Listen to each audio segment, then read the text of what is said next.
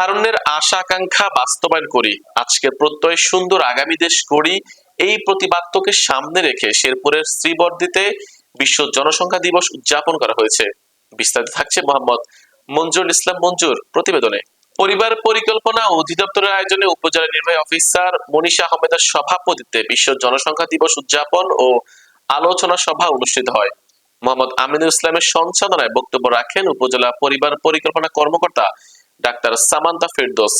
বিশেষ অতিথি হিসেবে উপস্থিত ছিলেন উপজেলা বিএনপির আহ্বায়ক আব্দুর রহিম দুলাল, মাধ্যমিক শিক্ষা অফিসার রুহুল আলম তালুকদার, পৌর বিএনপির আহ্বায়ক ফজলুল হক চৌধুরী অকুল, সদস্য সচিব এস এম সোহান, সুজন, সুশাসনের জন্য নাগরিক শ্রীবর্ধী উপজেলা কমিটির সভাপতি মোহাম্মদ মঞ্জুরুল ইসলাম মঞ্জু, যুব উন্নয়ন কর্মকর্তা আবুল বাশার, প্রকল্প বাস্তবায়ন কর্মকর্তা আমির হোসেন, ইউপি চেয়ারম্যান আব্দুল করিম, ফরিদুজ্জামান দুলাল সহ বিভিন্ন দপ্তরের কর্মকর্তা কর্মচারীরা উপস্থিত ছিলেন। আমাদের দুজন মিডওয়াইফ নিয়োগ দেওয়া আছে যারা 24 ঘন্টা নর্মাল ডেলিভারি সেবা দিয়ে থাকেন এবং আমার সেই দুজন মিডওয়াইফ এখানে উপস্থিত আছেন। আমি চাই সবার সাথে তাদেরকে একটু পরিচয় করিয়ে দিতে। আপনারা একটু দাঁড়ান। সবাই গণতান্ত্রিক নিয়ম স্থানে করবেন শ্রেষ্ঠ পরিবার কল্যাণ পরিদর্শিকা হাসনা।